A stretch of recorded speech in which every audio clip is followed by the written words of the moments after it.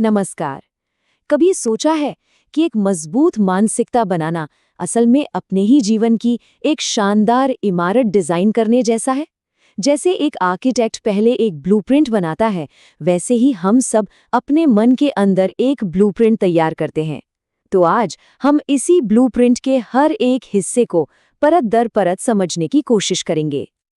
तो चलिए एक बहुत ही बुनियादी सवाल से शुरू करते हैं कि ये जो सक्सेस या सफलता है, ये आखिर शुरू कहाँ से होती है? क्या ये किसी पहली जीत, पहली ट्रॉफी या बाहर से मिली किसी पहचान से शुरू होती है? या इसकी शुरुआत कहीं और, हमारे अंदर ही बहुत गहराई में होती है? चलिए पता लगाते हैं। देखिए, अक्सर हमारा ध्यान बाहरी चीजों पर ही रहता है, जैसे कि क्या नतीजे मिले, कितनी तारीफ हुई, लेकिन असली बुनियाद तो अंदर होती है। वो है हमारा आंतरिक विश्वास, हमारी अपनी काबिलियत के बारे में, हमारी अपनी सोच। यही वो नींव है जिस पर कोई भी बाहरी कामयाबी टिकती है।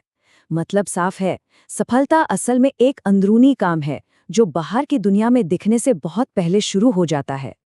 तो आज की हमारी इस यात्रा में हम एक आर्किटेक्ट की तरह 5 पड़ावों से गुजरेंगे। सबसे पहले आंतरिक ब्लूप्रिंट को समझेंगे, फिर विश्वास की नींव डालेंगे, एक्शन के इंजन को स्टार्ट करेंगे, असफलता की कसौटी पर खुद को परखेंगे और आखिर में इसे जिंदगी भर की प्रैक्टिस बनाएंगे। चलिए, तो शुरू करते हैं हमारे पहले सेक्शन से, आंतरिक ब्लूप्रिंट। ये हमारी काबिलियत का एक मेंटल मैप है, एक नक्शा। कोई भी एक्शन लेने से पहले हमारे दिमाग में ये तय होना चाहिए कि क्या मुमकिन है और क्या नहीं। सब कुछ यहीं से शुरू होता है। यही हमारी सीमाएं और हमारी संभावनाएं तय करता है। तो यहाँ सबसे जरूरी बात यह है जो हमें समझनी है, सफलता कभी पहली जीत से शुरू नहीं होती। नहीं, ये उस गहरे अटूट भरोसे से शुरू होती है कि हम आज जो हैं उससे कहीं ज्यादा बेहतर बन सकते हैं।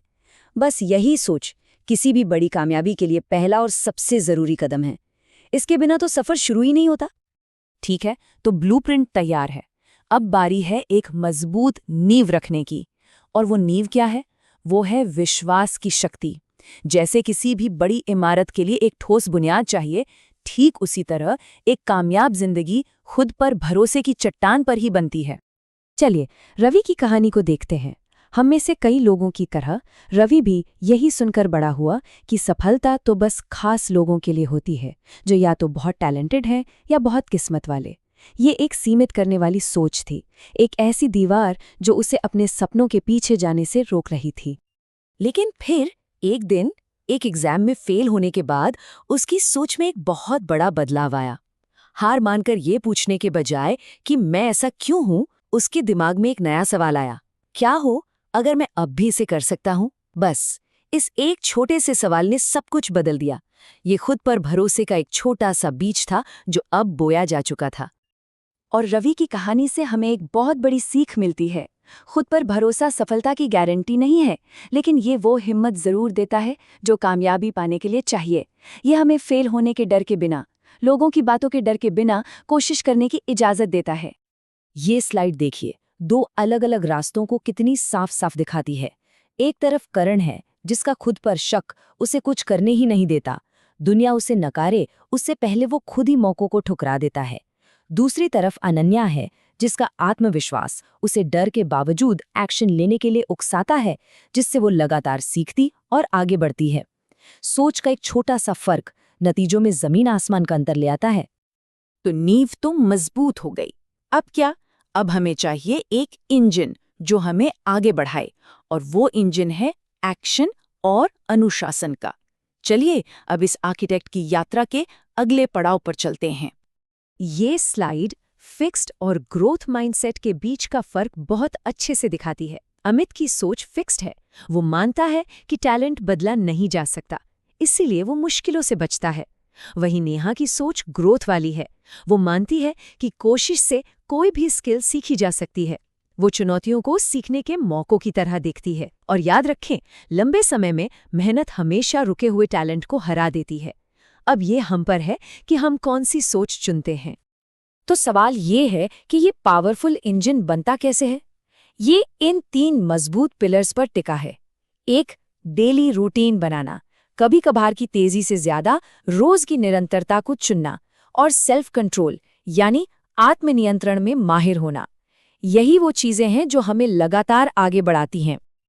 और ये बात हमेशा याद रखने वाली है। मोटिवेशन एक चिंगारी की तरह है जो आती जाती रहती है, लेकिन अनुशासन वो मजबूत इंजन है जो तब भी आपको खींचता रहता है जब वो चिंगारी बुझ जाती है। ये एक कमिटमेंट है। देखिए, कोई भी बड़ी इमारत तब तक मजबूत नहीं मानी जाती जब तक वो तूफानों का सामना न कर ले। हमारी यात्रा का अगला चरण है असफलता की परीक्षा।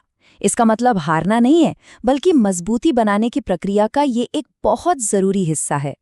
जरा एक पल रुक कर सोचिए इस बारे में। कामयाबी हमें बताती है कि हम क्या अच्छा करते हैं, लेकिन असफलता में कुछ ऐसे अनोखे और कीमती सबक छिपे होते हैं जो कामयाबी कभी नहीं सिखा सकती। कभी सोचा है कि वो सबक क्या हैं?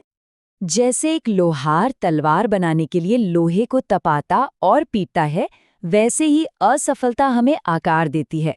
ये हमारी कमजोरियों को सामने लाती है ताकि हम उन्हें सुधार सकें। ये हमें विनम्रता और सब्र सिखाती है।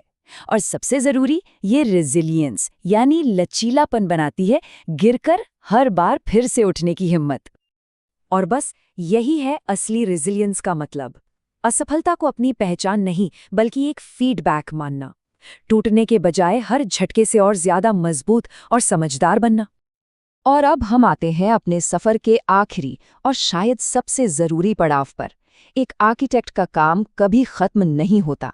ये एक लगातार चलने वाली प्रक्रिया है, एक ऐसी उत्कृष्ट कृति जिसे हमेशा और बेहतर बनाया जा रहा है। तो चलिए जल्दी से उन 3 मेन पिलर्स को दोहरा लेते हैं जिनकी हमने बात की। सब कुछ शुरू होता है विश्वास की नींव से, फिर हम बनाते हैं लगातार और अनुशासित एक्शन का इंजन, और आखिर में हम असफलता की आग में अपने लचीलेपन को परखते और मजबूत करते हैं। यही एक मजबूत मानसिकता की इमारत के ब्लॉक हैं। और एक बात हमेशा याद रखनी है कि एक मजबूत मानसिकता बनाना कोई मंजिल नहीं है, बल्कि एक खूबसूरत, लगातार चलने वाला सफर है। ये हर रोज खुद को और बेहतर बनाने की एक प्रैक्टिस है। और आखिर में मैं ये एक सवाल सबके लिए छोड़ता हूँ।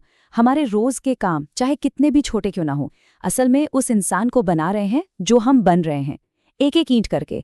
तो वो कौन है जिसे आज बनाया जा रहा है, और कल वो क्या बनेगा?